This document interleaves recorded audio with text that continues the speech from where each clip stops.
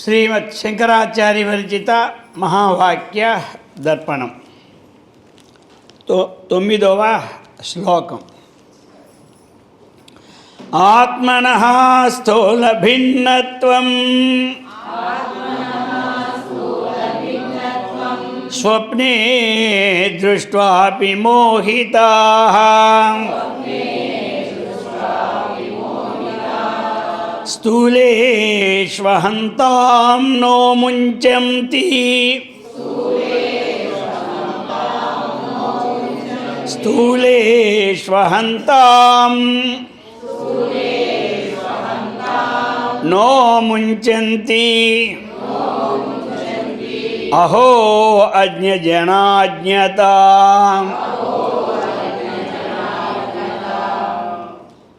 ఆత్మతత్వం బోధపడడానికి ఏమిటి? ఆత్మతత్వం బోధపడాలంటే జ్ఞానమే కారణం. బోధపడకపోవడానికి కారణం ఏంటంటే అజ్ఞానమే కారణం. ఆ అజ్ఞానానికి సంబంధించిన శ్లోకాలు ఒక 11 చెప్తూ ఉన్నారు. అందులో 9వ వచ్చిందనమాట. అర్థమైంది కదా. అజ్ఞానం ఏ రకంలో ఉంటుందా అన్నటువంటి వివరణ ఇంతవరకు మనకి జరుగుతూ ఉన్నది. అజ్ఞానం యొక్క స్వరూప వర్ణన, అజ్ఞానం యొక్క లక్షణ వర్ణన, ఈ విధంగా మనకి 9 శ్లోకాల ద్వారా చెప్తూ ఉన్నారు. ఇప్పుడు ఆత్మనః స్థూల భిన్నత్వం స్వప్నే దృష్ట్వాపి, అది ఇక్కడ స్వప్నే స్వప్నమునందు ఆత్మనః స్థూల భిన్నత్వం, అది ఆత్మనః తనకంటే స్థూల భిన్నత్వం.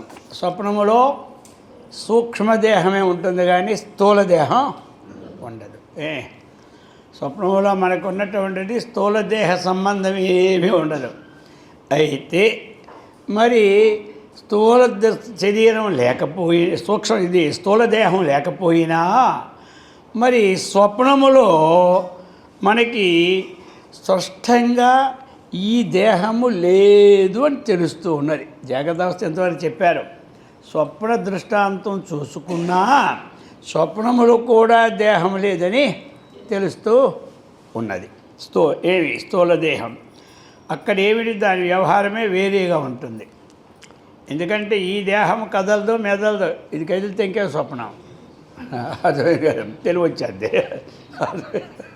కాబట్టి ఈ దేహానికి సంబంధం లేదు. అది సూక్ష్మ ప్రపంచం వేరు, స్థూల ప్రపంచం వేరు. ఆ సూక్ష్మ ప్రపంచం తన సృష్టి, తన యొక్క సృష్టి. అందుచేత ఈ విధంగా స్వప్నే ఆత్మనః స్థూల భిన్నత్వం, తనకంటే స్థూల శరీరం వేరుగా ఉన్నదే కానీ తను ఆ స్వరూపము కాదు కదా. అది దృష్ట్వాపి చూచినప్పటికీ మోహితాః అజ్ఞజనాజ్ఞా, అది చూచినప్పటికీ అజ్ఞానజనులు ఇంకా స్థూల శరీరము మీద వ్యామోహము పోవడం లేదు. ఎలా ఉంటుంది? స్థూలేషు అహంతాం, ఈ స్థూల భావం అనేది ఏమిటి? అహంత అంటే నేనే అనే భావం. అహంత అంటే నేనే, అహం. స్థూలేషు అహంతాం, నేను అనే భావాన్ని ఏమి చెప్తున్నారు? అనే భావంతో మోహితమై నో ముంచం, అంటే నో ముంచం, ముచ్చలు మోక్ష అనే ధాతువు అనమాట. ముంచితే అంటే విడిచిపెట్టుట. నో ముంచతి విడిచిపెట్టుట లేదు. ముంచతి అంటే ఏమిటి? విడిచిపెట్టడం. నో ముంచతి అంటే విడిచిపెట్టడం లేదు. నో ముంచతి అహో అజ్ఞజనాజ్ఞత. ఎందుకంటే అజ్ఞానం ఇంకేముందని మనం చెప్పాలి అని స్వప్న దృష్టాంతం ప్రకారంగా వీడికి స్థూలదేహం లేదు, లేని దాని ఎందుకు కూడా నేను అనే భావన పోవడం లేదు అన్నటువంటి విషయాన్ని ఈ స్వప్న దృష్టాంతం ద్వారా తనకు చెప్తూ ఉన్నారు.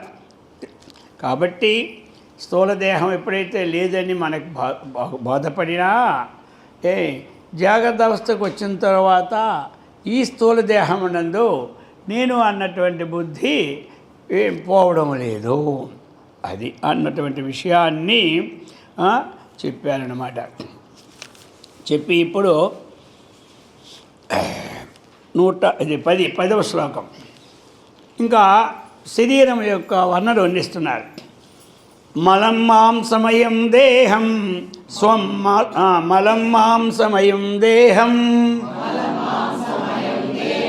స్వం మత్వా అశుచిమస్యతు స్వం మత్వా శుచిమస్యతు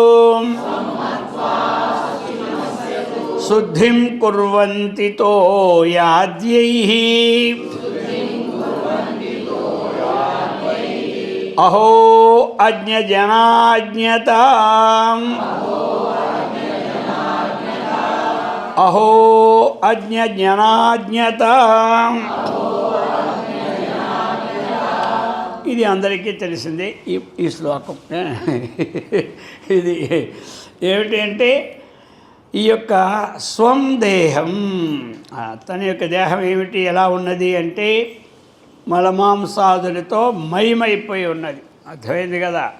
సప్త ధాతువులు మనకి అంటారు. ఏమి చర్మం అనగా, మాంసం అనగా, రక్తం అనగా, అస్థి ఎముకలు అనగా, మధ్య అనగా, మూలుగనగా, ఏమి ఇవన్నీ కలిసి 7 ధాతువులతో ఇది ఉంది. మరి 7 ధాతువులు బలం చేతనే శరీరం ఏమి ఎంత దూరమే నడుస్తూ ఉన్నది, ఎంతదైనా చేస్తూ ఉన్నది. అర్థమైందా. పరుగులు పరిగెడుతూ ఉంటుంటారు, నడిచే ఉంటుంటారు. అలా జిమ్కి వెళ్ళి బరువులు ఎత్తుతూనే ఉంటుంటారు. రకరకాలైన పనులు చేస్తూనే ఉంటుంది ఇది. అయితే ఇవన్నీకి ఏమిటిది, మనకి కప్పబడి ఉంది చర్మం అన్నమాట. దీనికి ఏమిటి, చర్మము కప్పబడి ఉంది.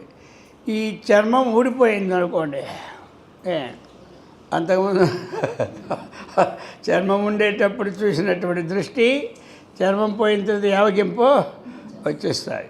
ఇక రక్తం కారిందనుకో యావగింపు, మలం వచ్చిందనుకో యావగింపు. అది ఇంకా సుగంధిగా ఉంటే పర్వాలేదు, దుర్గంధం వచ్చిందనుకో యావగింపు. ఈ ప్రకారముగా చెప్తూ ఉన్నాడు. అటువంటి మలమాంసమయం దేహం స్వం మత్వా అశుచిం అస్యతు.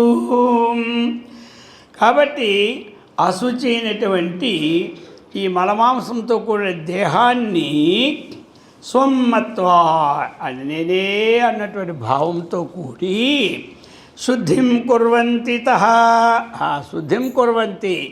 కాబట్టి దాన్ని ఏం చేస్తున్నాం, మనము శుద్ధి చేస్తూ ఉన్నాం. దాని శుద్ధికే టైం వల్ల ఎక్కువ, లోపల శుద్ధికి టైం తక్కువ. అర్థమైంది కదా. అందుచేత ఈ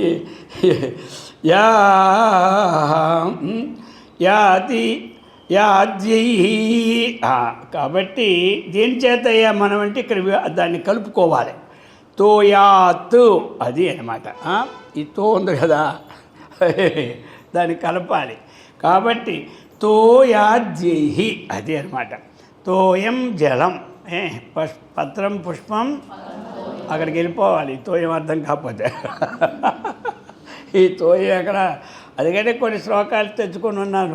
తోయం వస్తే ఏమిటి, తోయమా తాయమా, అక్కడ మళ్ళీ కంప్యూజన్ వచ్చేస్తుంది. అర్థమైందా.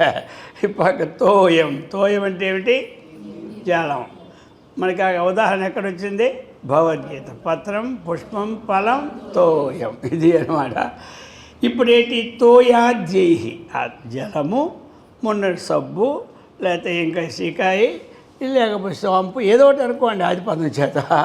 వీటి ద్వారా ఆది పదం చేత శరీరం శుద్ధిం కుర్వంతి, చేసుకోవాలి. శరీర శుద్ధి ఉండకూడదని ఇక్కడ చెప్పలేదు. బాహ్య శుద్ధి ఉండాలి, అంతఃశుద్ధి ఉండాలి. కానీ ఈ శుద్ధి చేసి ఇదే నేను అనుకోవడమే భ్రమ, అంతే, ఇంకేమీ లేదు అక్కడ. అహో అజ్ఞత, సామాన్యం అందరికీ తెలిసిందే. ఇది వరణ అక్కర్లే, దీనికోసం ఎక్కువ ఏమంటారు, వర్ణిస్తూ ఉండబోతుందా. కాబట్టి ఇప్పుడు 11వ శ్లోకం. ద్వయోరన్నస్య కార్యత్వే, అంటే హంతాం వపుసి కుర్వతే నమలే బుద్ధివైచిత్ర్యం అహో అజ్ఞజనాజ్ఞత. కిందటి శ్లోకంలో ఒక 3 ఉదాహరణలు ఇచ్చారు. అవి మీకు ఉన్నది, చదువుకుంటే మీకు అర్థమైపోతుంది. ఏమి ఈ శరీరము శుద్ధి చేస్తే శుద్ధి అయ్యేది కాదు, అర్థమైంది కదా. తాత్కాలిక శుద్ధే, ఇవి నవరంధ్రాన్ని సవిస్తూనే ఉంటుంటుంది. ఇది పూర్తిగా శుద్ధి వస్తువు కాదని ఏం చేయాలి? ఎలుగు బంటి తోలు ఎన్నాళ్ళు వెతికినా నలుపే కానీ తెలుపు రాదు. దాన్నే ఇక్కడ ఇమ్మని ఎలుగుబండిని తీసి ఎలుకని పెట్టాడు. ఏమర్థమైందా? ఆ ఎలుగు ఎలుకని ఎన్నాళ్ళు తోమినా ఆ నల్ల ఎలుక రాదని ఒకటి పెట్టారు. ఎప్పుడు ఎంత ఇగోండి ఎన్ని పాలల్లో ముంచి 24 గంటల పాలల్లో పెట్టినా కాకి ఏనాడు హంసరూపం రమ్మన్నా రాదు. 3 ఉదాహరణలు మీకు ఉన్నాయి అక్కడ. ఏమి కాబట్టి కొయ్య బొమ్మకు ఎన్నాళ్ళు బాధినా దానికి బుద్ధి రాదు. ఇది 3 ఉదాహరణలు.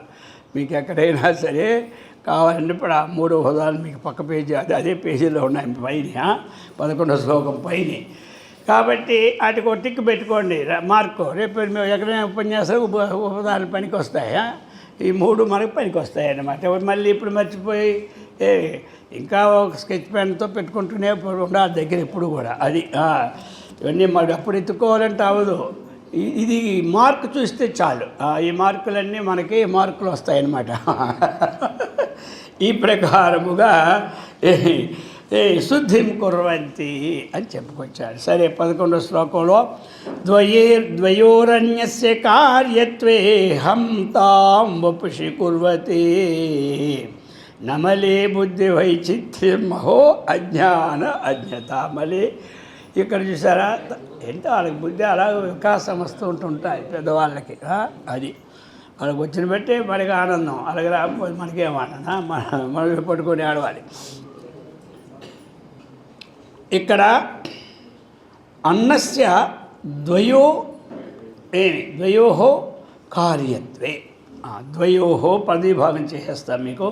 ద్వయో అన్నస్య కార్యత్వే హంతాం వపుషి కుర్వతే నమలే బుద్ధివైచిత్ర్యం అహో అజ్ఞ జనాజ్ఞత. ఇది పదవిభాగం. ఇక్కడ అన్నస్య అన్నము యొక్క కార్యత్వే ఎన్ని 2 ద్వయం. అన్నం యొక్క కారణము అన్నం, దాని కార్యం ఒక 2 తీసుకొని చెబుతూ ఉన్నారు. అర్థమైందా? కార్యము ఎప్పుడు కూడా ఉత్పత్తి అవుతూ ఉంటుంది. అర్థమైందే? కారణం అనే దాని నుంచి కార్యం. కాబట్టి తండ్రి కార్యం పుత్రుడు, తండ్రి కారణం పుత్రుడు కార్యం. అర్థమైంది కదా? మట్టి కారణం. అలాగే అన్నస్య కార్యత్వే, అన్నం యొక్క కార్యత్వం. ఇవి 2 ఏమిటయా? అవి ద్వయో 2 అన్నమాట. అది చెప్తున్నారు ఇక్కడ. ఏవి? ఒకటి శరీరం అన్నమాట. ఓపుషి కుర్వతే, ఓపుషి హంతాం. కాబట్టి ఓపుషి కుర్వతే. ఈ హంత అనేది ఆశ్చర్యార్థకం వస్తుంటుంది, ఒకసారి ప్రేమార్థకం వస్తుంది, ఓది ప్రీత్యార్థం వస్తుంటుంది దాన్ని బట్టి. కాబట్టి శరీరం యొక్క కార్యము 2 ఉన్నాయి. ఒకటి ఉపుషి కుర్వతే, ఉపుషిని ఇస్తుంది, అంటే ఇది శరీరాన్ని ఇస్తుంది. ఇంకా ఏమిటి? మలాన్ని కూడా ఇస్తాయి. తగ్గినట్టు కావలసినట్టువి అన్నీ వస్తాయని ఒక ఉదాహరణకి ఏదో 2 తీసుకుంటే చాలు. అర్థమైందా? శరీరం వేళగా వస్తుంది. మన శరీరం ఎందుకంటే మనకి రోజు మనం చెప్పుకుంటూనే ఉంటాం. శరీరం ఎలా వచ్చింది ప్రశ్న వచ్చింది, అప్పుడు జంటల్లో తెచ్చేసుకోవాలి మీరు ఉపన్యాసంలో. ఆత్మన ఆకాశ సంభూత, ఆకాశాద్వాయు, వాయోరగ్ని, అగ్నిరాప, అద్భ్య పృథివీ, పృథివ్యాం ఓషధయ, ఓషధీభ్యో అన్నం, అన్నాత్ పురుష. అన్నం వల్లనే శరీరం. అది అది అందుకు అన్నస్య ముఖ్య కార్యం ఏమిటి? శరీరం. అది ఉత్పత్తి అవుతుంది. మలం కూడా అన్నము కార్యమే. అన్నము కార్యము మలం రకరకాలు ఉండొచ్చు. ఏది హేయంగా ఉంటుందో అది ఒకటి తీసుకుంటాడు, ఏది ప్రీతిగా ఉంటుందో అది ఒకటి తీసుకుంటాడు. అది చెప్పి ఇప్పుడు శరీరము మలము రెండూ ఉత్పత్తి అనవనించి అయితే చెబుతున్నాడు ఇక్కడ హాతం యోగ్యం హేయమని విడిచిపెట్టదగినది ఏమంటారు. అది అందులోని కీలకం. ఈ రెండు మొక్కలు ఇందులో మీకు అందరికీ అర్థమైపోయింది. ఏమంటారు, ద్వయోరన్నస్య కార్యత్వే హంతాం. ఏమి ఆశ్చర్యమైన ప్రేమను చూపుతున్నారు వీళ్ళు. ఒపుసి కుర్వతి నా మలే మలమనందు మాత్రం లేదు. ఇది బుద్ధి వైచిత్ర్యం, బుద్ధి తాలూకా విచిత్రమే కానీ ఇంకోటి కాదు అన్నటువంటిది చెప్తున్నారు. ఇంతవరకు కూడా మనకి చక్కగా ఈ 11 శ్లోకాలలో ఈ అజ్ఞానం యొక్క విషయాల్ని స్పష్టం చేశారు. అసత్కల్పం వృషాప్రాయం స్వప్నతుల్యం భ్రమోదితం స్వప్నతుల్యం భ్రమోదితం జగత్సర్వమితి జ్ఞేయం పండితైః తత్వదర్శిభిః. అసత్ కల్పం మృషా ప్రాయం స్వప్నతుల్యం భ్రమా ఉదితం జగత్ సర్వం ఇతి జ్ఞేయం పండితైః తత్వదర్శిభిః. అది పదవిభాగం. పండితుల ద్వారా ఒకటి, 2 తత్వదర్శిభిః. తత్వాన్ని చక్కగా ఏమి దర్శనం అంటే ఆత్మజ్ఞానము తెలిసిన ద్వారాగా చెప్పబడుతున్నది. శాస్త్రజ్ఞానము తెలిసిన పండితుల ద్వారా కూడా ఈ విషయం చెప్పబడుతున్నది. ఇక్కడ మరి ఇప్పుడు స్కూల్లో పాఠాలు చెప్తారు, వాళ్ళు పండితులు కదా. అది ఎందుకంటే మరి వాళ్ళు వ్యాకరణము, న్యాయము, వేదాంతం ఒక్కొక్క సబ్జెక్ట్ తీసుకుంటుంటారు. అందరికే సబ్జెక్ట్ తీసుకుంటే ఉద్యోగాలు దొరకవు. అందుకని మనసు సబ్జెక్ట్ తీసుకుంటుంటాడు. అందుచేత ఇక వేదాంతం చదివేవా రోజు వేదాంతం చెప్తారు. అందుచేత వాళ్ళ ద్వారా కూడా చెప్పబడుతూ ఉన్నది. వాళ్ళు తత్వదర్శులు కారు, అర్థమైంది కదా. అది చదువుతారు, చదువుకుని ఇతరులు చెబుతారు, జీవనోపాధి చేసుకుంటారు. అంతవరకే వేదాంతం అంతవరకే. తత్వదర్శి ఏం చేస్తాడు, ప్రతిదీ అనుష్ఠానంలో పెట్టుకుంటాడు. ఈ శరీరం నేను కాదు, ఆత్మ నేనని భావిస్తాడు. తత్వాన్ని దర్శించేసిన వాడంటే ఏమిటి తత్వం తత్వం అంటే యథార్థమైనటువంటి ఆ బ్రహ్మను చక్కగా ఇదే జగత్ కారణం, అదే నేను అనే భావంలో ఉండడమే దర్శనం. ఇది అక్కడ అదే తత్వదర్శనం. దైవ దర్శనంలాగా తత్వదర్శనం ఏం కాదు, అర్థమైందా. దైవం అంటే మనం పెట్టుకున్నది మనకంటే భిన్నం ఉన్నది.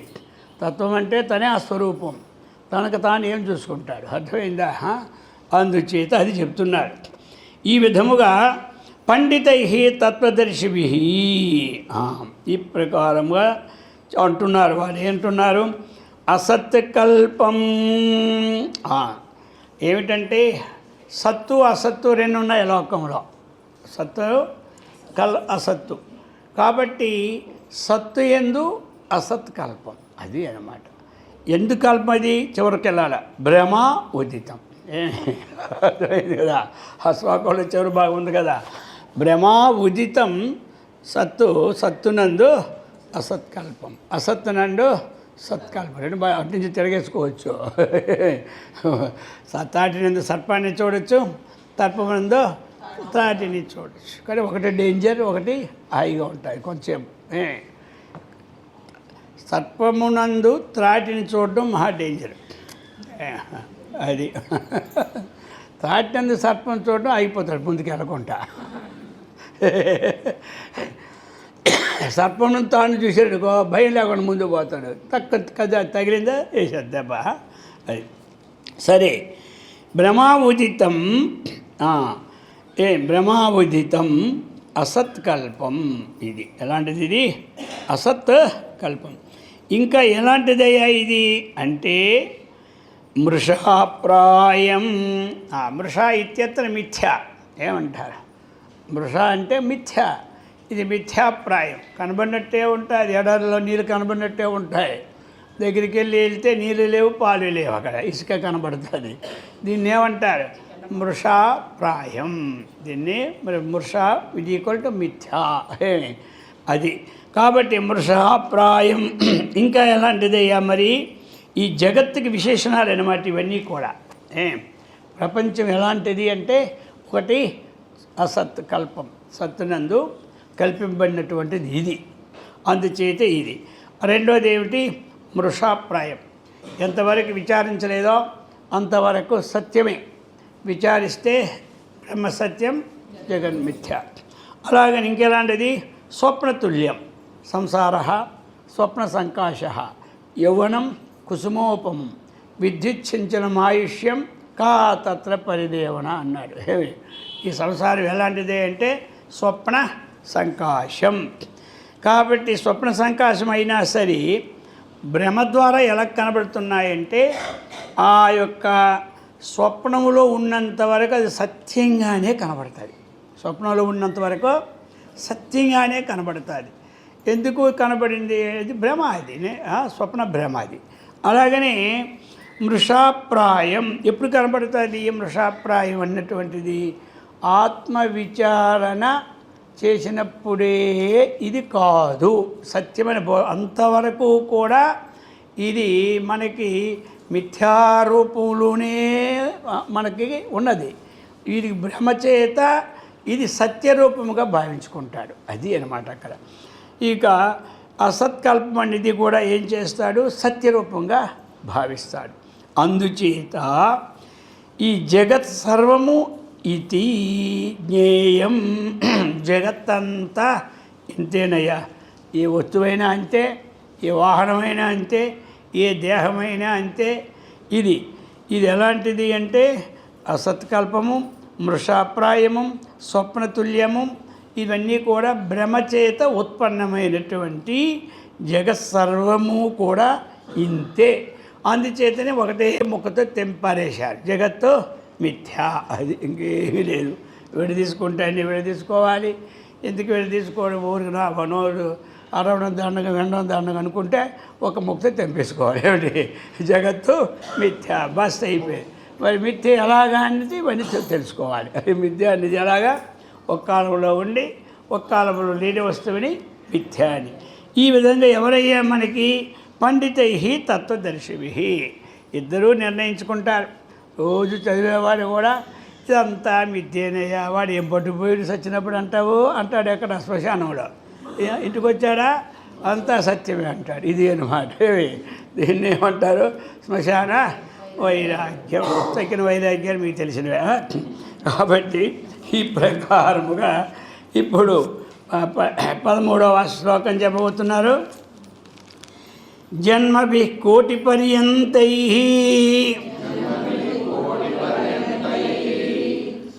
నిర్వృతై పుణ్యకర్మభిః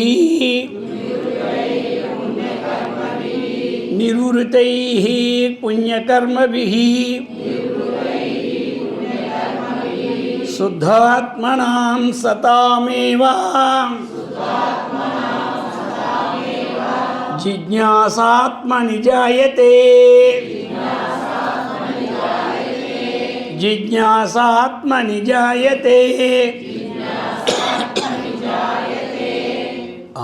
మరి ఈ మానవ జన్మలో ఈ ఆత్మజ్ఞానం కలగాలి అంటే ఎంత పుణ్యం ఉండాలో చెప్తూ ఉన్నారు.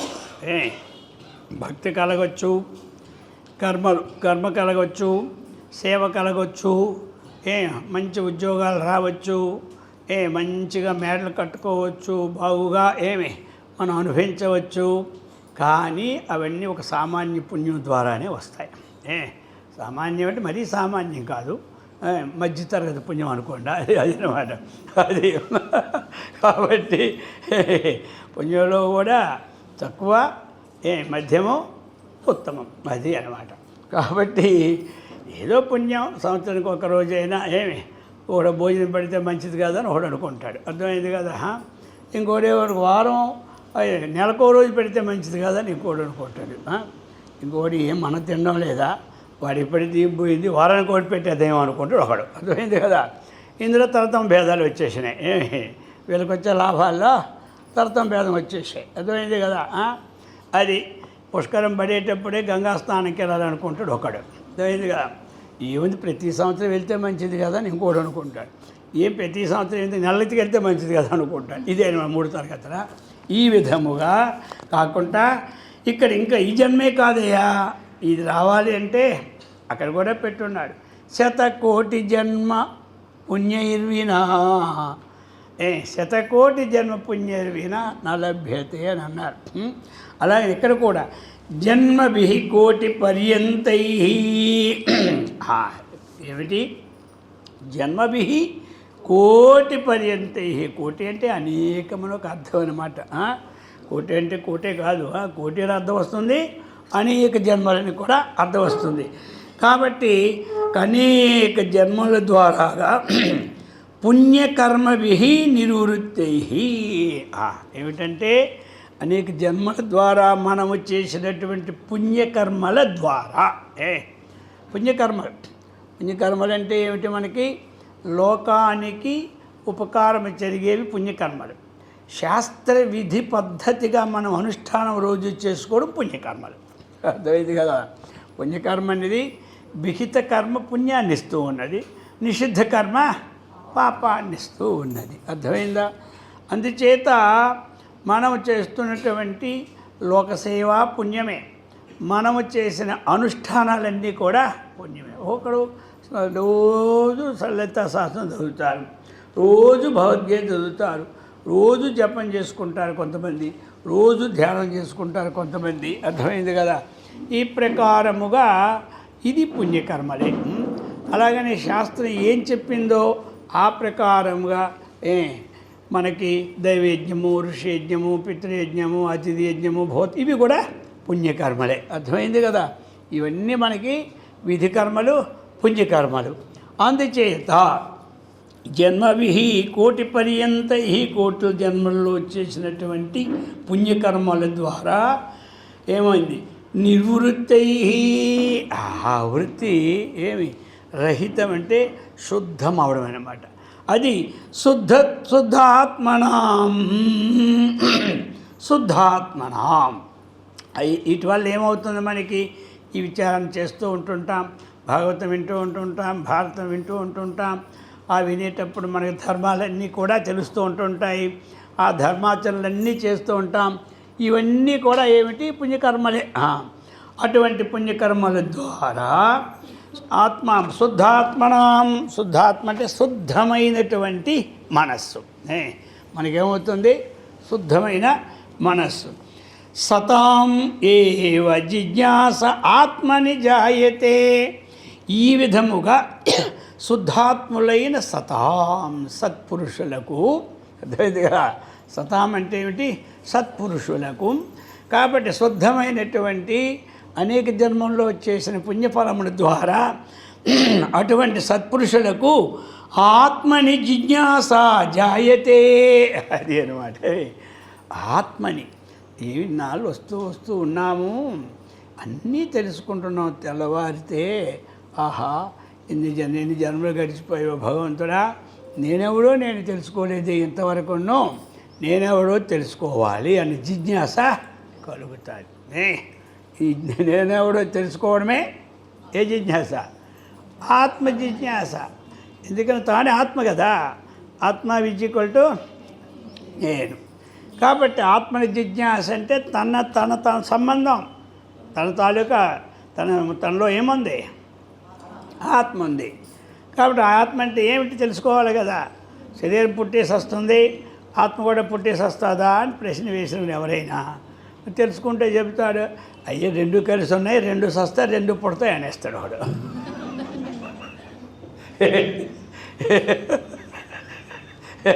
రెండు కలిసి ఉన్నాయి, 2 పుడతాయి, 2 సస్తాయి, ఇంక దానికే అది తెలుసుకోలేడు. ఇప్పుడు ఆ ముఖ విచారణ చేస్తే కానీ అవదు. ఒకటి పుడుతుంది, ఒకటి పుట్టదు. అది మన విచారణ. అందుకు అది చెప్పారు. సతామి. ఏ సతాము? శుద్ధాత్మనాం సతాం సత్పురుషులు ఎలా ఉండాలి విశేషణం ఇస్తున్నాడు. శుద్ధాత్మనాం పరిశుద్ధమైనటువంటి అంతఃకరణం గల సత్పురుషులకు మాత్రము ఈ యొక్క ఆత్మని తెలుసుకోవడం తన యందు జిజ్ఞాస కలుగుతూ ఉన్నది. అందుచేత అయితే మళ్ళీ మనందరికీ కూడా అన్ని జన్మలు ఎత్తని పని లేదు, అర్థమైంది కదా. అది కలిగింది అంటే ఏమిటి, అన్ని జన్మల్లో చేసిన పుణ్యం వల్లనే కలిగిందని భావన చేసుకోవాలి, అర్థమైంది కదా. అది పూర్వజన్మ యొక్క పుణ్యం. ఇది చెప్పుకొచ్చారు ఇందులో మనకి 13. ఇప్పుడు 14కి వెళ్దాం. ఛాందోగ్యోపనిషద్యే తతో మహావాక్యమితీర్యతే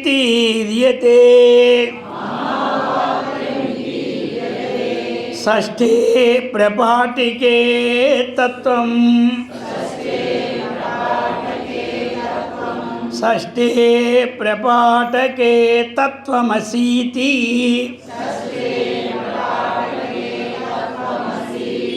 ప్రాయసో అస్తి యతో ప్రాయసో అస్తి యతో. మరి ఈ అనేక జన్మల నుంచి కూడా ఎప్పుడైతే శుద్ధాత్మ అయిపోయిందో వారికి ఏమిటి, ఆత్మని జిజ్ఞాస, తనెవరో తాను తెలుసుకునే జిజ్ఞాస. మరి ఆ జిజ్ఞాస పరులకు ఏం చేయాలి, అయింది కదా. వారికి తత్వమసి మహావాక్యం అన్నటువంటిది కలగాలి. అది మొట్టమొదటి మనం ఉపదేశం తీసుకొని ఎలాగనే జప ధ్యాన అన్నీ చేసుకుంటూ ఉంటుంటే కొంతకాలం అయ్యేసరికి ఏమవుతుంది, మనకి తన తారో తెలుసుకోవాలన్నటువంటి అభిప్రాయం వస్తాయి. అభిప్రాయం వచ్చిన తర్వాత ఏం చేయాలి, మనం తత్వమసి మహావాక్యాన్ని శ్రవణం చేస్తే తనెవడో తనకు తెలుస్తాడు, అర్థమైంది కదా. దానికి నాణ్య పంథ, ఇంకొక మార్గం లేనే లేదు. అదే ఇంకొక మార్గం లేనే లేదు. మోక్షానికి ఇంకొక మార్గం లేదు. కాబట్టి మోక్ష సాధన సామగ్ర్యాం భక్తిరేవ గరీయసి అన్నారా. అయితే ఏ భక్తి అయ్యా, స్వస్వరూపానుసంధానం భక్తిరిత్యభిధీయతే. మోక్షం కావాలి అనుకుంటే మనకి ఏముండాలి, మనం మొదటి నుంచి చేసిన ఈ సాధనల ద్వారా ఆ మొదటి సాధనలోనే ఉండిపోతారు అందరూ కూడా. ఆ సాధన తరువాత ఏది చెయ్యాలా అన్నటువంటిది అడిగి తెలుసుకోవాలి. లేకపోతే గురువైనా చెప్పాలి, నువ్వు ఇన్ని సంవత్సరాలు చెయ్యవు, ఆ తర్వాత రండి తప్పగా ఏదైనా చెబుతామని చెప్పాలి. ఈ రెండు ఉండాలి, అర్థమైందా. ఎందుకు అంటే ఇప్పుడు వాళ్ళు అడగరు, అడిగితే ఇంతకంటే ఎక్కువ టైం అయిపోయి ఏ సాధన చెప్పేస్తుంది భయం. అందుకని మంత్రం ఇచ్చేటప్పుడు ఒక మాల తిప్పుకోండి అని చెబుతారు. ఎక్కువ మాల తిప్పని చెప్పామనుకోండి, అచ్చచ్చే ఆ స్వామి దగ్గరికి వెళ్ళి బరువు అయిపోదు బాబో, 10 మాలలు 20 మాలలు తిప్పండి మన వల్ల. అందుకే నేను ఆయన దగ్గర ఉపదేశమే తీసుకోవడం మానేశానండి.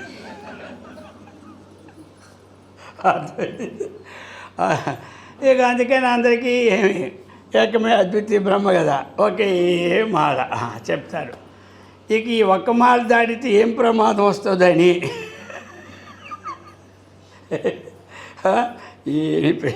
అందుకని అలా సాధన అన్నిట్లోనూ మనం హాయిగా ఉండాలని కోరుకుంటాం లేదా. చిన్నుళ్ళు విన్నప్పుడు పెద్దలు కావాలనుకుంటున్నాం, పెద్దలు వచ్చేసరికి దాని నిండా సామాన్లు కావాలనుకుంటున్నాం. ఇంకా ఎవడైనా 5 ఎకరాలు ఇల్లు కట్టాడంటే అయ్యో మన చిన్నదైపోయింది ఇంకొంటున్నాం. వీటిల్లో పెంచుకోవడానికి రాత్రి పగలు ప్రయత్నం చేస్తున్నామా లేదా, అదే సాధనలో కొంచెం పెంచుకోమంటారు అంతే. అది చెప్తుంది శాస్త్రం. సరే, ఆ సాధన పరిపూర్తి అయ్యేసరికి మనకి ఏమొస్తూ ఉన్నది, మహావాక్యాన్ని అర్థం చేసుకునే కెపాసిటీ వస్తూ ఉన్నది. అది ఎక్కడయ్యా ఈ మహావాక్యం ఉన్నదంటే సామవేదంలో చాందోగ్యోపనిషత్తులో ఏతన్మహావాక్యం ఇతీర్యతే. ఈ మహావాక్యం ఏంటి, చాంద్యోగ్యోపనిషత్తు ఏతత్తు మహావాక్యం ఇది ఈర్యతే. అది పదవిభాగం. షష్ఠే ప్రపాటకే తత్వమసి తత్తు త్వం అసి ఇది ప్రాయశః అస్తియత్ అంటే చెప్పారనమాట. అక్కడ ఉదాహరణ తీసుకొచ్చారు. ప్రాయశః అంటే ఇది ఉపనిషత్తులో బహుశా ఉండొచ్చు అనే అర్థం ఉంటుంది. కాబట్టి ఇది చాంద్రోగ్యోపనిషత్తు ఏంటంటే షష్ఠే ప్రపాఠకే.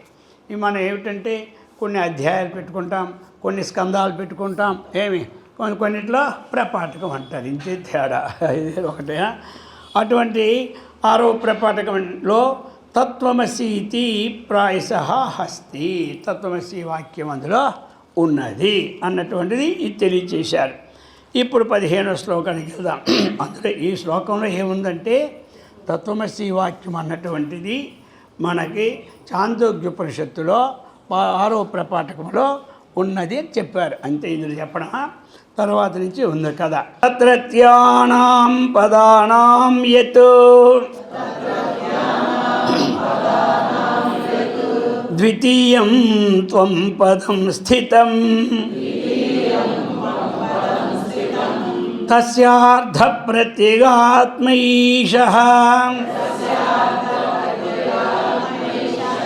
యోహం ఇతి అనుభూయతే. యోహం ఇత్యనుభూయతే. తత్రత్యానాం పదానాం తత్ర తస్మిన్ అంటే ఏమిటి? ఆ యొక్క తత్వమసి మహావాక్యమునందు. తత్ర అంటే దాని యందు, అది దాని తత్రత్యానాం పదానాం అంటే ఏమిటి? ఆ తత్వమసి వాక్య పదములలో మనకి ఎన్నున్నాయి పదాలు? 3 పదాలు ఉన్నాయి. అర్థమైందా? 1 తత్తు, 2 త్వము, 3 అసి. ఇది కాబట్టి అందులో మొట్టమొదటి ద్వితీయ పదం త్వం పదం స్థితం. ద్వితీయ పదం ఏముంది? త్వం పదం. అది ఇటు నుంచి చూసిన ద్వితీయమే, అటు నుంచి చూసిన ద్వితీయం అంటే లెక్క పెట్టి మొదటి ద్వితీయ 2 వస్తుంది. తెలియక అటు నుంచి చూసిన లెక్క పెట్టినా 2 వస్తాయి. కాబట్టి ద్వితీయం త్వం పదం స్థితం అంటే మొదటి నుంచే లెక్క పెట్టుకోవాలి. సరే 3 కాబట్టి ఎటైనా పర్లేదు చెప్తున్నాను నేను. అది మళ్ళీ ఇంటిని మొదలెట్ట అన్నిటికి మంత్రానికి ఇంటిని మొదలెట్టకండి చివరి నుంచి. అందుచేత తత్రత్యానాం పదానాం అక్కడ ఉన్నటువంటి పదములలో ఏమిటి? ఎత్తు ద్వితీయం, ఏదైతే ద్వితీయం త్వం పదం స్థితం, ద్వితీయంలో 2వ పదం స్థితంగా ఉన్నదో తస్య అర్థ దాని యొక్క ద్వితీయ త్వం పదం యొక్క అర్థము ప్రత్యేగాత్మయి. ప్రత్యేగాత్మ అదేమిటంటే ప్రత్యేక విడదీస్తే ప్రత్యేగాత్మ అని వస్తుంది అనమాట. ఏషః అది 10. ఏషః ఈ యొక్కది ఏమిటి? త్వం పదంలో ఏషః ప్రత్యేగాత్మ. తస్య అర్థం, దేని అర్థం? త్వం పదం యొక్క అర్థం ఏమిటి? ప్రత్యేగాత్మ. ప్రత్యేక్ దేహంలో ఉన్న ఇంద్రియాల కంటే భిన్నం ఉన్నటువంటి ఆత్మని జీవాత్మ అంటారు. అది ప్రత్యేగాత్మ ఈక్వల్ జీవాత్మ. ఆ సందర్భాన్ని బట్టి మనం ఆ పదాన్ని అర్థం చేసుకోవాలి. అది సంస్కృతంలో. అందుచేత తస్య అర్థ అంటే త్వం పదము యొక్క అర్థము ప్రత్యేగాత్మ. ఏషః ఇది ఈ ప్రత్యేగాత్మ. యహ ఎవడైతే అహం ఇత్యనుభూయతే. అది మరి త్వం పదం ఏం చేస్తుంది? మనకి ఏ విధమైన అనుభవంలో మనకు వస్తుంది అంటే చెప్తూ ఉన్నారు ఇక్కడ. యహ అహం ఇది అనుభూయతే. ఇది అన్నమాట. నేను బజార్కి వెళ్ళాను, ఎవరు వెళ్ళారు? నేను వెళ్ళాను. వచ్చాను, తిన్నాను, ఇచ్చాను, పుచ్చుకున్నాను. ఇదంతా ఏమిటి? ఇదే త్వం పదానికి అర్థమైంది కదా. ఇది ఇక దీనికి ఏమి క్రియకి కర్త ఆ యొక్క జీవాత్మతో వ్యవహారం అన్నమాట. నేను ఈరోజు హాయిగా ఉన్నాను, అబ్బో 3 రోజులు బట్టి దుఃఖం వచ్చేసింది నాకు, అంతకుముందు 3 రోజులు సుఖం వచ్చేసింది, 3 రోజులు బట్టి జపంలో కూర్చుంటే తన్మయత్వం చెందిపోయాను. అదేమిటో కానీ నిన్నటి నుంచి ఆ జపంలో కూర్చుంటే అన్నీ సంకల్పాలే అని ఈ ప్రకారముగా నేను నేను నేను నేను అని ఏదైతే అహంత్వ అటువంటిది వ్యవహారం ఉందో అది చెప్తూ ఉన్నారు. ఏమని చెప్తున్నారు? త్వం పద జీవ. అది అనమాట. అది చెప్పి ఇక దీంట్లో ఇంకా విశేషంగా టైం ఉన్నప్పుడు చదువుకోండి కిందది కూడా. ఇక 16వ శ్లోకం చూసుకోండి ఇప్పుడు. సహజంతు పరం బ్రహ్మ కేవలానందలక్షణం తత్పదస్య భవేదర్థః యః పరాత్మేతి గీయతే. ఇప్పుడు తత్పదము యొక్క అర్థాన్ని చెప్తూ ఉన్నాడు. ఇంతకుముందు త్వంపదము యొక్క అర్థం ఆ శ్లోకం. ఈ శ్లోకం ఏమిటి? తత్పదము యొక్క అర్థం. అది ఇక ఎలాంటిది? బ్రహ్మ అన్నటువంటి లక్షణం చెప్తున్నారు. తత్పదానికి లక్ష్యార్థము ఇదే. ఏమి కాబట్టి సహజంతు పరం బ్రహ్మ, పరంబ్రహ్మ యొక్క సహజం ఏమిటి అంటే కేవలానంద లక్షణం. అర్థమైంది అందరికీ? ఒకడికో సహజం ఉంటుంది. సహజం అంటే స్వభావం. సహజం అంటే సహజాయితీ ఇది సహజం, తనతోనే ఉత్పన్నం అవుతుంది అన్నమాట. సహజాయితీ ఇది సహజం. అంటే తనతోనే ఉత్పన్నం అవుతుంటుంది. అది అక్కడికి పోతే అది దాని పేరేమిటి? సహజం అన్నమాట. కాబట్టి అటువంటి సహజంతో ఇది పరబ్రహ్మం యొక్క కేవలానందం అనేది సహజంతో. పరబ్రహ్మకి ఏ లక్షణం? ఆ లక్షణం పరబ్రహ్మకి ఎల్లప్పుడూ కూడా మనం చెప్పుకుంటాం. ఏదో చెప్పుకోకపోతే లక్షణం అని అర్థం వద్దా మరి? ఏ లక్షణం లేకపోతే ఎందుకు ఇదంతా ఉంటారు. అందుకని ఏదో ఒక లక్షణం ఉంటున్నారు. ప్రతి వాడికి ఓ లక్షణం ఉంటూనే ఉండే. వాళ్ళ లక్షణాలు ఏంటో చెప్పు అని అంటారు. ఆ లక్షణాలు మంచివైతే పెళ్లి చేసుకోమంటారు. ఆ లక్షణం ముందే తెలిసిపోయాను పిల్లనిస్తాడేంటి? ఇది వాళ్ళకెవరు, వాళ్ళు వీళ్ళకెవరు. అందుకే ప్రతి వారికి లక్షణాలు ఉంటుంటాయి. సరే, మరి పరబ్రహ్మకి ఏమిటి ఆ లక్షణం? కేవలానందం, సహజం. ఇది సహజం అనేది కొన్ని ఉంటాయి. అయితే అన్నిటికీ ఆ సహజం పెట్టుకోకూడదు. ఏమి మనకేమో ఒక కోపం సహజం అనుకోకూడదు. మళ్ళీ ఎల్లప్పుడూ ఏడవడం సహజం అనుకోకూడదు. రోజు ఏడిస్తుంటే వాడు సహజమే లేరా అని ఇస్తారు కొంతమంది. అందుకని ఇవి వీటంటే కొన్ని మనకున్నటువంటి విరుద్ధమైన ఆత్మ కంటే భిన్నమైనటువంటి లక్షణాలు మనలో ఏమున్నాయో అవి సహజం అనుకోవడం భావ్యమో కాదు. అది అన్నమాట. అది అవన్నీ సహజం అనుకునే అనేక కోటి జన్మల నుంచి ఎత్తి పుట్టి సచ్చి వస్తూ ఉన్నాం. ఏమే ఇప్పుడు మనం మార్చుకోవాల్సింది ఏమిటి? అవి మార్చుకోవాలి. సహజం అన్నటువంటి దేహాభిమాన పాసేన చిరం బద్ధోసి పుత్రక. అది కదా, నువ్వు చాలా కాలం నుంచి ఎందుకు బంధింపడ్డావంటే నీవు ఈ సహజమైనటువంటి అభిమానంతోనే బంధింపబడ్డావు. అది బోధోహం. నువ్వు సహజంగా ఉన్నదాన్ని కొట్టో. అర్థమైందా? ఇప్పుడు ఇంటి ముందు వందుకోమ్మ, అది తిన్నగా వచ్చి నడిచిన దగ్గర రోజు పడుతూ ఉంది. అర్థమైందా? సహజం వదిలేస్తాము దాన్ని. దాని పురుగులన్నీ మనం ముందే, దానికి అన్ని చీమలెక్క అవన్నీ ముందే. ఎందుకంటే చెట్టుకోమ సహజమయ్యా. అవన్నీ ఎందుకు తీయడము? ఎండిపోయిన ఆకులు ఇవన్నీ సహజమే, ఉంచుకుంటాం. అవన్నీ అయా అంటే నరికి పారేస్తాం. ఇంకా అవసరమైతే గవర్నమెంట్ కాగితం పెట్టి దీనివల్ల 10 మంది పాడైపోతున్నారు, ఉంచమంటారా తీయమంటారా? వాడంటాడు పాడైపోయింది ప్రభుత్వం యొక్క పాలన కాదు, బాగున్న ప్రభుత్వ పాలన రూల్స్ తీసి పారే అంటాడు. అర్థమైందా? అది నరికేస్తాం తొందరగా. అలాగే మన ఒంటిలో ఉన్నటువంటి సహజ గుణాలను కూడా ఏం చేయాలి మనం? అవి నరిగితే మనం చచ్చిపోము. మళ్ళీ అదో పెద్ద బొగొడవ. ఏదో సహజ గుణాలు నరికేమంటున్నారు. అది ఎవడో రోజు గుడి పెడుతుందట. చిన్నప్పుడు మనకి 3వ తరగతిలో కథ ఇచ్చేవాడు, బంగారు పోతని. అది రోజు గుడి. ఎందుకు రోజు ఈ గుడ్లు ఎందుకు? ఒకసారి గుడ్లన్నీ తీసుకొని బీరువాలు పెట్టుకుంటూ పోయిందని టక్కుని కోసాడట.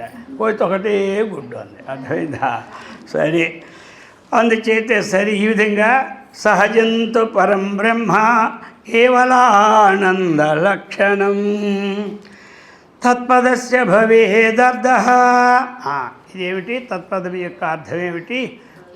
నిత్య శుద్ధ బుద్ధ ముక్త పరమానంద స్వరూపం అంటిది. యః పరాత్మా ఇతి గీయతే. ఎవడైతే ఈ విధముగా పరమాత్మ అని గీయతే, అతను అర్థం చేసుకుంటున్నాడో లేదా చెప్పుచున్నాడో చెప్పబడుతున్నాడో అని అర్థం అన్నమాట. గీయతే అటువంటి ఈ విధంగా భావించాలి. తత్పదానికి ఏమిటి? త్వంపదం జీవం, తత్పదం పరమాత్మ. పరమాత్మకి జీవాత్మకి ఏకత్వం చేస్తే అది ఐక్యం. జీవ పరమాత్మల ఐక్యత్వాన్నే సకల ఉపనిషత్తులు బోధిస్తాయి. ఇప్పుడు జీవుడి లక్షణాలు వేరు, దేవుడి లక్షణాలు వేరు. అర్థమైంది కదా? ఇప్పుడు మనకి దీని తర్వాత శ్లోకం మనం చదివి మొత్తం సన్వయించేద్దాం. ఇంతవరకు ఏమర్థమైంది? త్వంపదానికి ఎవరు? జీవుడు. తత్పదార్థానికి ఎవడు? పరమాత్మ. ఇది అర్థమైంది కదా? రెండు అసి అనేది ఏమిటి? మధ్యవర్తి అనమాట. అవతలవాడు ఉండి వాడి మాట ఇటు మాట తెగకపోతే మధ్యవర్తి ఉండాలి కదా. అర్థమైంది కదా? ఇద్దరికి మధ్యవర్తి ఉంటే ఇద్దరికి సమానం అవుతుంది. అందుకని ఓ మనిషిని, పెద్ద మనిషిని పిలుస్తారు. ఇదేంటంట తెగడం లేదు, ఇదేటో ఆయన ఉంటే తక్కువ మంది చేసేస్తాడని. అలాగనే ఈ అసి వచ్చి ఇద్దరికి కలిపేస్తుంది. అర్థమైందా? ఎందుకయ్యా బాబు నువ్వు ఎరుగా ఉండి ఎన్నాళ్ళు ఏరుంటే ఏమొస్తుంది? మీ ఇద్దరు కలిసి ఉంటే కదా బాగుంటుంది. నీకు వేరేగా ఉంటే దుఃఖం, కలిసి ఉంటే కలత సుఖం అంటారు కదా. అందుకని అది చెప్తూ ఉన్నాడు అనమాట. ఇప్పుడు ఈ 17వ శ్లోకం చూసుకోండి. ఈ ప్రకారముగా మనకి ఉన్నది. అసీత్యేకత్వమనయో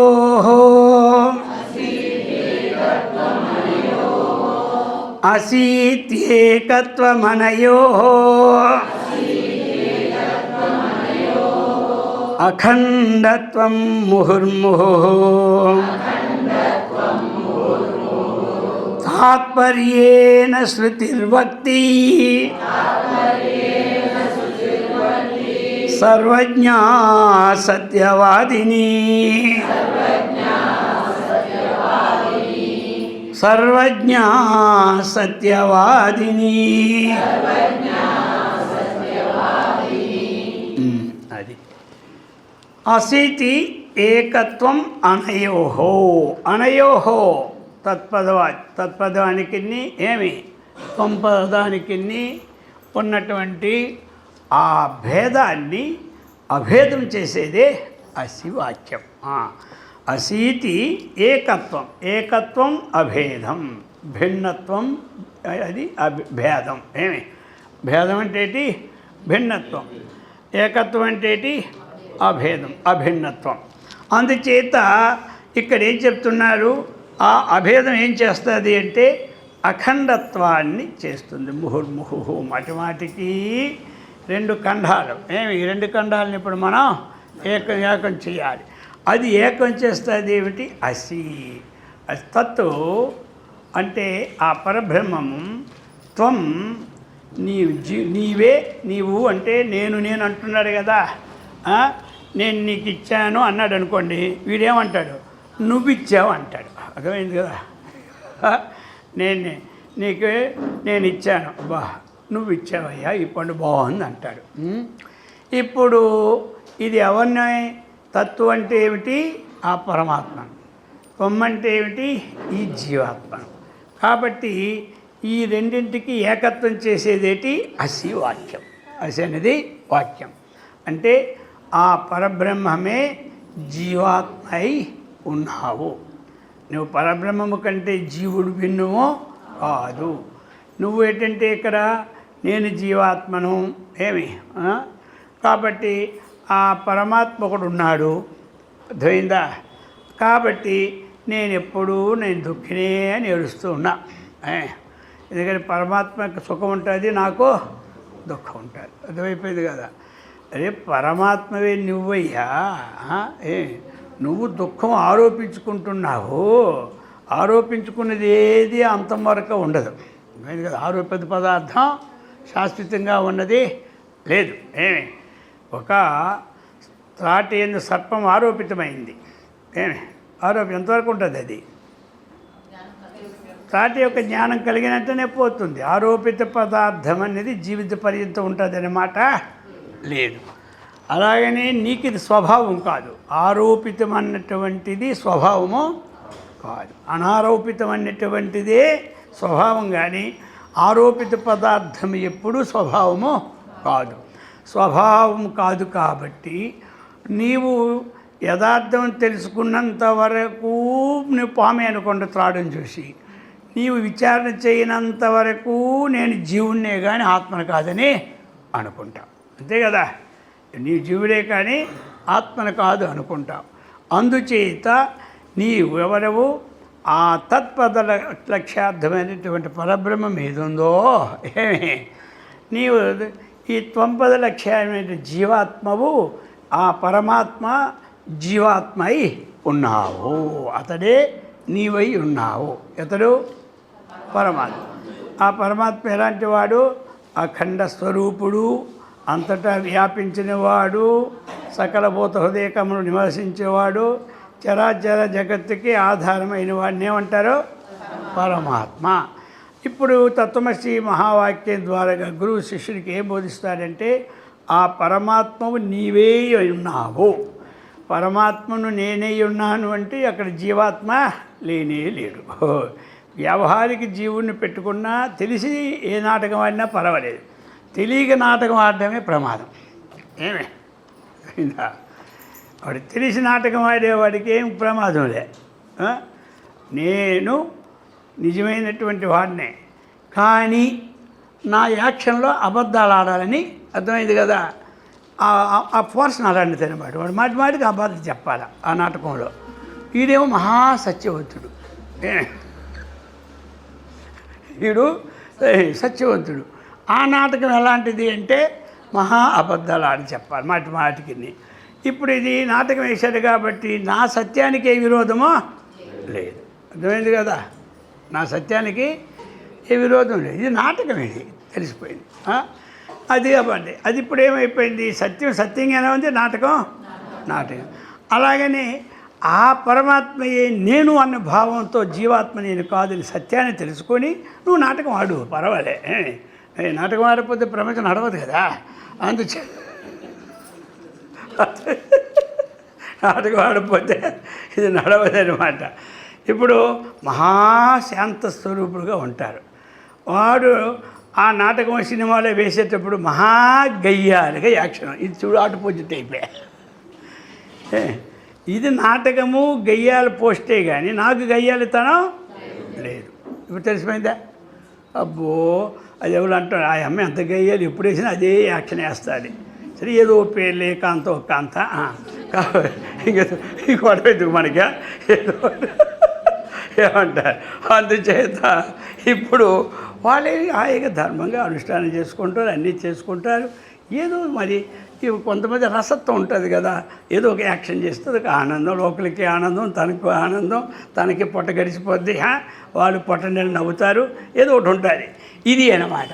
ఇక దీన్ని మనకు చూసుకోవాలి. అలాగనే ఈ ఏడుస్తున్నటువంటి నేను ఎప్పుడు దుఃఖిని, సుఖిని, రాగిని, విరాగిని ఈ భావాలను నువ్వు ఆరోపణ చేసుకుంటున్నావో ఇవేవి నేను కాదు. ఇవి నేను మరి ఒక్కొక్క సమయంలో ఒక యాక్షన్ చేయాలి కాబట్టి నేను చెయ్యి తప్పదు. ఎందుకంటే లోకంలో చెయ్యాలి. ఇప్పుడు నేను వ్యవహరించకపోతే ఎట్లా చెప్పండి? నాదని వ్యవహరించకపోతే ఎట్లా? నేను నాది అంటేనే వ్యవహారం నడుస్తుంది. రెండూ లేకపోతే వ్యవహారం లేదు, పాడు లేదు. అర్థమైందా? అందుచేత ఈ ప్రకారముగా ఇప్పుడు అసీత్యేకత్వం అనయోహో అఖండత్వం ముహుర్ముహు. ఆ మాటి మాటికి కూడా ఆ పరబ్రహ్మమే నీవై ఉన్నావు, ఆ పరబ్రహ్మమే నీవై ఉన్నావు అన్నటువంటి భావము ఏం చెప్పింది? ఇది చెప్పింది. అది నీవై ఉన్నావు. అది అంటే ఏమి, ఎక్కడికి వెళ్ళాలి? పరమాత్మ నీవై ఉన్నావని చెప్పింది. ఇప్పుడు మీరేమనుకోవాలి? నేనై ఉన్నాను.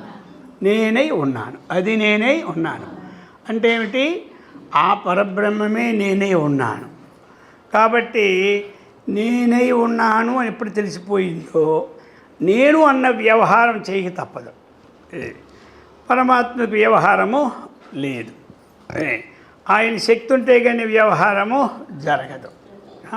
ఇది ఒక మాయ అన్నమాట. మధ్యలో మీడియేట్ ఎవడంటే మాయ. అది ఇదే మాయ. ఇప్పుడు పరమాత్మ యొక్క శక్తి ఉంటే ఇది నడవదు, ఇది వ్యవహారం చేయకపోతే కుదరదు. అందుకనే ఈ మధ్యలో వ్యవహారం నడిచిన అవ్యవహారనే కానీ కాదు. ఇది అన్నమాట. ఆ విధమైన భావన మనకు రావాలి. తత్వం అప్పుడేమన్నా మీరందరూ ఇప్పుడు తత్వమసి మహాజ్ఞంలో ఆ బ్రహ్మము నీవై ఉన్నావు అని చెప్పేశాం. మీ అందరికీ ఇప్పుడు ఏమర్థమైపోయింది? నేనై ఉన్నాను. ఇప్పుడు నేను పదం ఇంతకుముందు వాడుకున్నాం. నేను సుఖని, నేను దుఃఖని, నేను రాగిని. పరబ్రహ్మముకేముంది? ఏమి ఆనందమే ఉంది కానీ దుఃఖమో లేదు. ఆయనకి ఏమిటి అంటే వికారము లేదు. ఇప్పుడు మనం ఏమిటంటే లోక వ్యవహారములన్నీ చేసుకున్నా ప్రతిరోజు ఒక 5-10 నిమిషాలు నడుస్తున్నప్పుడు ప్రత్యేకంగా కూర్చొని అనుకోవాల్సిన పని లేదా? ఈ భావాలు నడుచుకున్నప్పుడు అనుకోండి, టైం కలిసి వస్తుంది కదా మనకి. అర్థమైంది కదా? ఇప్పుడు ఇప్పుడు అందరికీ టైం సేవ్ కావాలి. ఏమంటారు? Time is gold. అందుచేత ఇప్పుడు అందుకు ఇక ఏ పని చేస్తున్నప్పుడు కూడా ఏమి నాకు పరిణామం లేదు, ఇన్నాళ్ళు నేను అనుకున్నాను జీవుడు పరిణామం అని, సుఖమని, దుఃఖమని, ఇవన్నీ నాకు లేవు. ఇవన్నీ నీకు లేక ఆయనకి లేక మధ్యన ఎవడు పక్కంటికి వేద్దామని ఒప్పుకుంటాడు ఎవడైనా. పక్కవాడి మీద తోసిస్తాడు ఒప్పుకోడు ఇంట్లో. నాకు లేదండి ఇవన్నీ నీకేనని అన్నవాడుకో వచ్చింది అల్లరా. అందుచేత ఇవన్నీ పైకి వెళ్ళకూడదు, లోపల సెట్ చేసుకోవాలి ఈ కంప్యూటర్లో. ఇవన్నీ అంతఃకరణ ధర్మాలే కానీ నావి కాదు. సుఖం వచ్చిందా దేని ధర్మం? దుఃఖం వచ్చిందా అది ఇది అన్నమాట. అది అందుచేత ఇది అంతఃకరణ ధర్మం. శరీరానికి రోగం వచ్చిందా దేని ధర్మం? శరీర ధర్మం. ఆకలేసిందా ప్రాణధర్మం. అర్థమైంది కదా? దెప్పికేసిన ఆకలేసిన దేని ధర్మం? అంతే. నా ధర్మము ఇది నేర్చుకోవాలి. ఇందులో పెద్ద టెక్నికల్ ఇంత పెద్ద హైటెక్ బీటెక్లు చదివాడు మనకి ఇదేపటి ఏమీ చదువులేని హాయిగా నేనంటే నేను పరబ్రహ్మ అనుకుంటున్నారా? అన్ని చదువులు వచ్చే కాలం అయిపోతుంది మనకి. కాబట్టి ఇదే అన్నమాట. అర్థమైందా? ఇది సూక్ష్మం. ఈ తత్వమసి మహావాక్యం ద్వారా మనకు కలిగిన అనుభవం ఏమిటి? అహం బ్రహ్మాస్మి. ఈ బ్రహ్మ తగ్గినవన్నీ చేసుకోండి. ఇది తెలుసుకొని అన్నీ చేసుకోండి. మీరేం పూజ చేయొద్దని ఏమీ లేదు, ఉద్యోగం చేయొద్దని ఏమీ లేదు, వ్యాపారం చేయొద్దనేమీ లేదు. అవన్నీ చెప్పలేదు. ఇది మాని అది మాని. నువ్వేం తినకూడదు? మాంసాహారం తినడం మాని, మద్యపానం తాగడం మాని, ఇతరులకి మోసం చేయడం మాని, ఇతరులకి ఉద్రేకాన్ని కలిగించడం మాని. ఇవి మానాలి కానీ నాకు మధ్యన వైరాగ్యం గురించి అన్నీ మానేసిన. ఏం మానేసిన? తిండి మానేసినాను, నీళ్ళు తాగడం మానేసినాను. మళ్ళీ ఏమి కోపం వస్తే మొత్తం డాబాలు ఎగిరిపోతాయి. అందుచేత ఆ ప్రకారంగా ఇది అన్నమాట. తాత్పర్యేన శృతిర్వక్తి సర్వజ్ఞా సర్వవాదిని. ఏమిటయా శృతి? ఎలాంటిది? సర్వవాదిని. సమస్తము చెప్పేదన్నమాట శృతి. సర్వవాదిని అంటే ఏమిటి? సమస్తము చెప్పేది. అది ఏది చెప్పలేదా అన్ని మాట లేదు. శృతిలో లేని భావమే లేదు. అంతా మొత్తం మనకి కర్మకాండ కానీ, జ్ఞానకాండ కానీ, ఉపాసనాకాండ కానీ అన్ని కాండాలు ఎక్కడున్నాయి? శృతి విజయకొట్టు భేదం. అర్థమైందా? ఇంకా ఎలాంటి శృతి? సర్వజ్ఞ. రెండు విశేషణాలు శృతికి ఇవన్నమాట. శృతి అన్నటువంటి స్త్రీలింగం కాబట్టి దానికి రెండు కూడా సర్వజ్ఞ స్త్రీలింగానికి. సర్వజ్ఞ సాంద్ర కరుణ సమానాధిక ఇక్కడ వస్తుంది కదా. స్త్రీలింగంలో దీర్ఘం పెట్టాలి, పుల్లింగంలో ఈశ్వర సర్వజ్ఞ అనకూడదు. మళ్ళీ ఈశ్వర సర్వజ్ఞ, దేవి సర్వజ్ఞ. అలాగా అలాగనే శృతి అనేది శబ్దం, ఇది స్త్రీలింగం. అందుచేత సర్వజ్ఞ సత్యవాదిని శృతి వక్తి ఏమని చెప్పింది? సత్యవాదిని సర్వజ్ఞమైన వేదము, వేదం ఏంటి అంతా ఉంది కాబట్టి అటువంటి వేదం ఏం చెప్పింది? అఖండత్వం.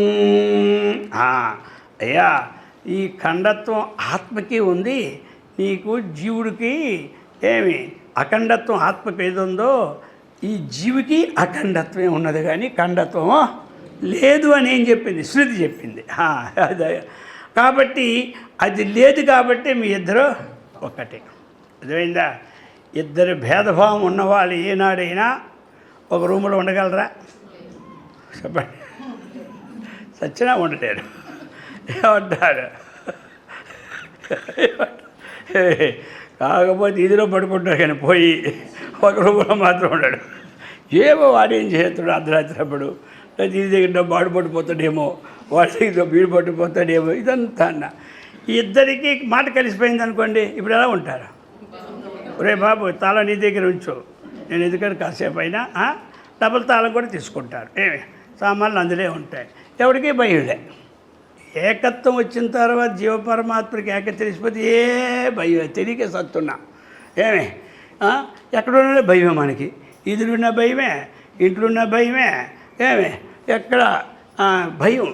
ఇప్పుడు ఇద్దరం ఒకటైపోయింది, తెలిసిపోయినకి ఏమైంది? భయమే లేదు. ఇద్దరం ఒకటి కానంత వరకు భయమే. అర్థమైందా? ఈ ఇద్దరం అని అనుకున్నాం మనం, అసలు ఇద్దరు లేనే లేదు. మనం తెలివితేటలో ఉండాలి, తెలివితేటమైన మనుషులు కాబట్టి మనము ఒక్కడితో వ్యవహారం నడవదు కాబట్టి ఇంకోటి పెట్టుకున్నాం. అర్థమైందా? ఇంకోటి పెట్టుకుని జాగ్రత్తగా ఉండాలి అని చూస్తూనే ఉండాలి. ఎవడో మనిషిని పెట్టుకుని వదిలేసాం అనుకోండి, అన్నీ పోతాయి 4 రోజులకి.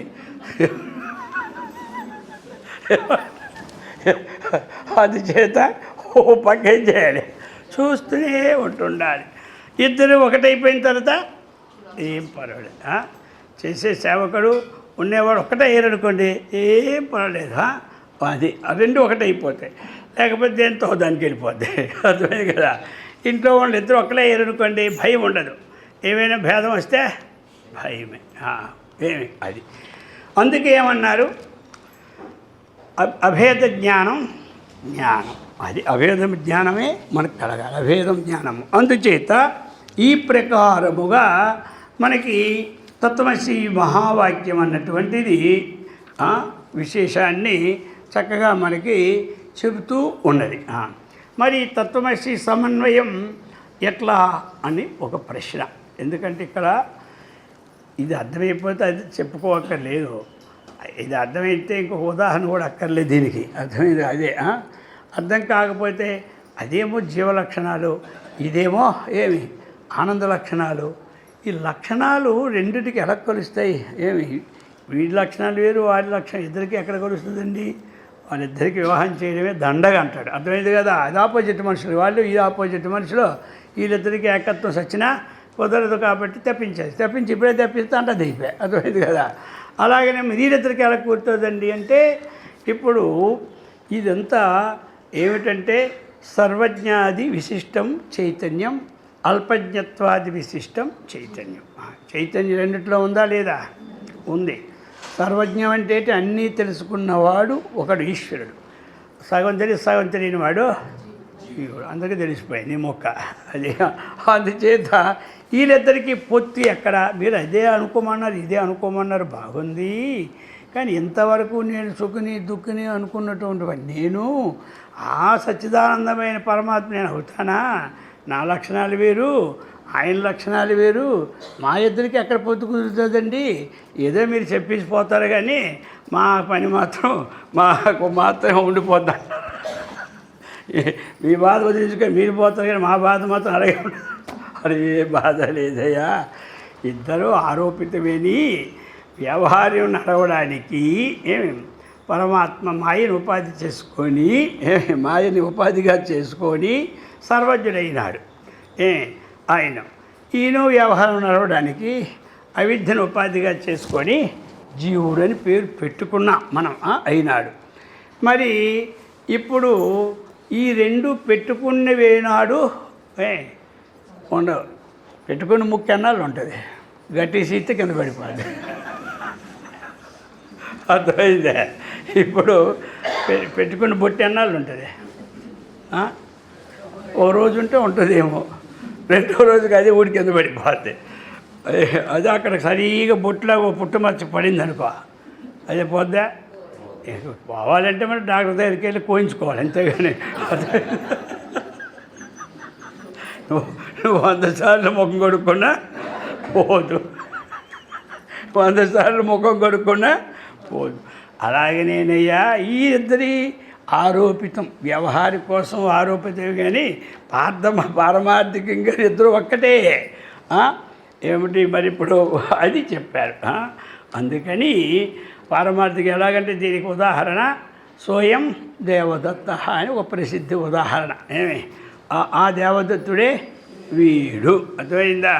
సరే, ఇది విన్నారు చాలామంది, వెళ్ళలేదు కానీ మరోసారి చెప్పుకోవాలి. విని అది చాలామంది. అయినా మరి కొత్త వాళ్ళకి తెలియాలి కదా. పాత వాళ్ళకి ఏమో అనుభవం వస్తుంది, కొత్త వాళ్ళకేమో సంస్కారం పడుతుంది. అది రెండు ఇక్కడ పుణ్యం ఇద్దరికే వస్తుంది. అందుచేత ఇప్పుడు ఒకడు ఇద్దరు స్నేహితులు ఇక్కడి నుంచి వెళ్ళిపోయాడు, హైదరాబాద్ నుంచి ఒక ఆయన. అర్థమైంది కదా? అలాగనే అటు నుంచి వచ్చాడు ఎక్కడ మహారాష్ట్ర నుంచి ఒక ఆయన. వీరిద్దరు కలిసి కాశీలో కలిసినారు. కుంభమేళాకి కలిసినారు ఇద్దరు. కుంభమేళా కలిసి ఒకరికి ఒకటి సెట్ అవుతుంది పూర్వజన పుణ్యం వలన. ఆ బండ్లు వెళ్తుండి మాట్లాడుకొని పోతూ ఉన్నారు. ఇద్దరు కలిసి అక్కడ దిగినారు. ఒకరికొకటి నా మూట నువ్వు చూడు, నేను స్నానం వచ్చిన దాకా, నువ్వు కూడా నా మూట చూడు, నేను స్నానం వచ్చిందా. బాగా కలిస్తేనే మూటలు చూడమంటారు, లేకపోతే ఆషాఢ బొట్టి కథలాగా అయిపోద్ది అనమాట అంటున్నా. కాబట్టి ఉండమాట పోతుంది. అర్థమైందే? అలాగా ఆ కుంభమేళాల్లో బాగా 10 రోజులు ఉన్నారు, మచ్చికైపోయాయి. ఆ తర్వాత మళ్ళీ 12 సంవత్సరాలు దాటిపోయిన తర్వాత మళ్ళీ కుంభమేళా వచ్చింది. కుంభమేళా వచ్చాక అప్పటికి ఇప్పుడు మారిపోయినారు. ఏమిటి మనుషులు, వీడు పెద్ద బొద్దులాగా అయిపోయినాడు, వాడేమో ప్రకృతి వైద్యంగా సన్నంగా అయిపోయినాడు. ఆ రూపేది ఈ రూపు ఇద్దరికి. వీడు మళ్ళీ ఇద్దరు ఫోన్లు చేసుకున్నారు కదా, పలాని దగ్గర కలుద్దామని ఫోన్ చేసుకునేసరికి ఎక్కడ పలాని హోటల్ ఉంది, ఆ హోటల్ దగ్గర ఇద్దరు కలిసి అక్కడికి పోదాం, గంగ నది కనుక్కున్నారు. అక్కడికి వెళ్ళి వీరు వస్తారని చూస్తుంటే వాడు అవునా కాదా, వాడు ఏంట్రా వీడు ఆ రోజు అలాగున్నాడే, ఈరోజు ఇలాగున్నాడు, ఎంత సన్నంగా అయిపోయినాడు, వీడేంటి ఇలాగైపోయాడు. అర్థమైందా? అలా దగ్గరికి వచ్చేసరికి ముఖం తెలిసిపోయింది. అర్థమైందా? ఓ వాడే వీడు. అర్థమైందా? వాడే వీడు. ఇప్పుడు కుంభమేళా ఏమో అలహాబాదులో పడింది, ఆ కుంభమేళా ఏమో కురుక్షేత్రం అక్కడ మా హరిద్వారంలో పడింది. ఇప్పుడు ఇక్కడ కలిసినటువంటిది ఆ పిండం ముఖం ఒక్కటే, కానీ ఈ ఏరియా వేరు, ఆ ఏరియా వేరు. అర్థమైంది కదా? ఏరియాలు రెండు సమన్వయం కలవాలంటే ఏ జన్మలోనూ కలవు. అర్థమైందా? ఏది సంబంధం ఇప్పుడు ఇద్దరికి, వాడే వీడు వీడే వాడు అనడానికి, వాడి ముఖము వీడి ముఖం, ఈ రెండు వాడే వీడు వీడే వాడు. అలాగనే ఇప్పుడు సర్వజ్ఞత్వాది విశిష్ట చైతన్యం, అతడు సర్వజ్ఞుడు, అల్పజ్ఞత్వ విశిష్ట చైతన్యం. ఇప్పుడు చెబుతున్నాడు ఆ పరమాత్మే నీవు. వ్యవహారానికి సర్వజ్ఞం పెట్టుకున్నా, వ్యవహారానికి అల్పజ్ఞత్వం పెట్టుకున్నా.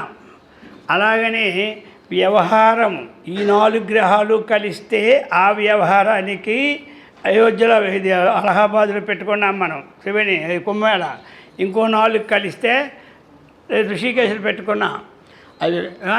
అవి కలిసినా కలవపోయినా వీళ్ళిద్దరు మాత్రం ఒక్కడే. అందుచేత ఆ చైతన్యమే నీవు, నీవే ఆ చైతన్యము అన్నటువంటి విషయాన్ని చక్కగా ప్రతిపాదన చేశారు. తెలిసింది కదా?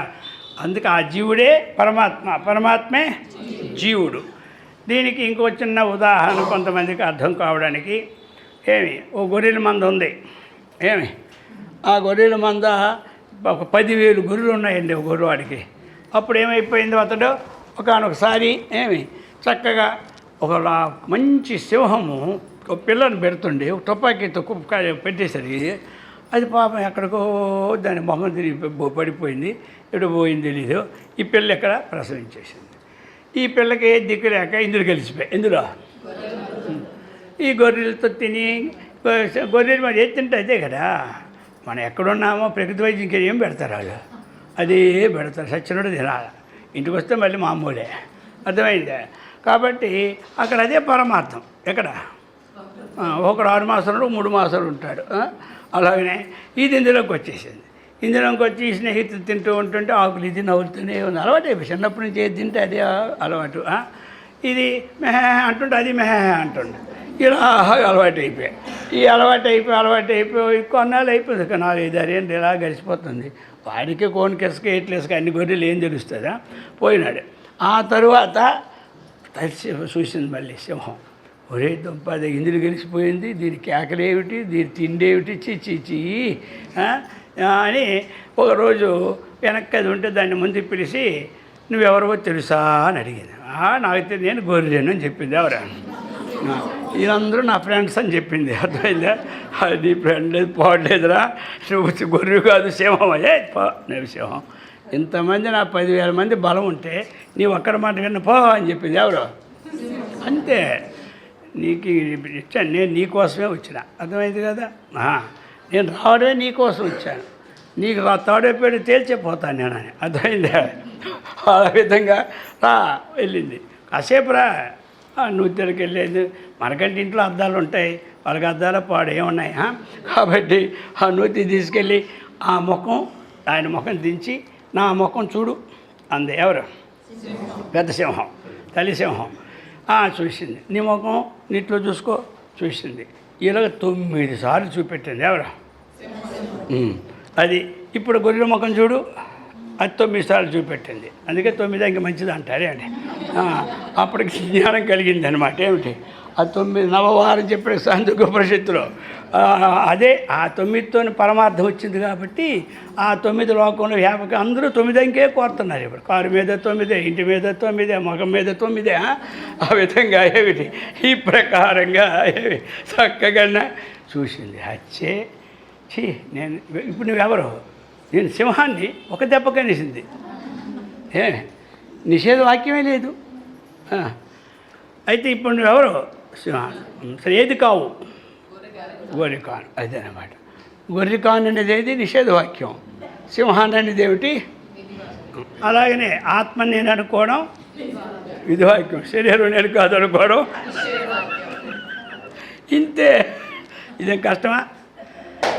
ఇక్కడ ఒక ప్రమాదం ఉంది. ఎవరైనా శరీరం నేను కాదు అనుకోవడం వాడు రోజు చచ్చిపోయాడు అనుకో, అప్పుడు అందరూ అంటారు వాడు శరీరం నేను కాదన్నారు చచ్చాడు. ఇంకా మీరెవరు కూడా శరీరం నేను కాదని, శరీరం నేను కాదు సత్తారా? నేను చెప్పాను కదా, మంచం మీద 90 ఏళ్ళు ఉండి ఆలే సాగు ఉంటే మనం సత్తామా? మనంతపై సచ్చేవాళ్ళం కాదు. మీకేం భయం లేదు, రోజు అనుకోండి. ఎందుకంటే మళ్ళీ మీ డౌట్లు వస్తాయి. ఓ రోగం వచ్చిందనుకో, నువ్వేమనుకుంటున్నావు? శరీరం నేను, అందుకే నీ రోగం వచ్చేది. శరీరం నేను శరీరం నేను అనుకోరే, అప్పుడే నీ రోగం పోద్దంటారు వాళ్ళు. అలా అనుకుని పోయిందనుకో, ఇంకా రోజు వచ్చిందా కదే. ఇది అందరూ చెప్తారు వదిలి ఈ ముఠ, శరీరం నేను అనుకో. అందుచేత ఇది నమ్మకూడదు. అర్థమైందా? ఆ ప్రకారముగా తత్వమసి మహావాక్యం అనేది అంత గొప్పది. అర్థమైందా? అందుకు మరి అందరూ కూడా ఇటువంటి తత్వమసి మహావాక్యాన్ని చక్కగా శ్రవణం చేసి మననం చేసి అన్ని పనులు చేసుకోండి. వ్యవహారం ఏం అడ్డు లేదు. వ్యాపారం చేసుకోండి, ఉద్యోగం చేసుకోండి, రోజు కాజు కిస్మిస్ తినండి. తత్వమసి వద్దాంతం ఏమిటి? మీ కొంట్లో పడక మానేస్తే మానేయాలి. కానీ ఈ మధ్య తత్వమసి తెలుసుకున్నాను నేను అన్నీ మానేసి అంటే కుదరదు. మానవలసిందేంటి? మాంసాహారము, మద్యపానం. అది ఎవరినో తిట్టడమో, కొట్టడమో, ఎవరి డబ్బు లాక్కోవడమో ఇవి ఉండకూడదు. అదే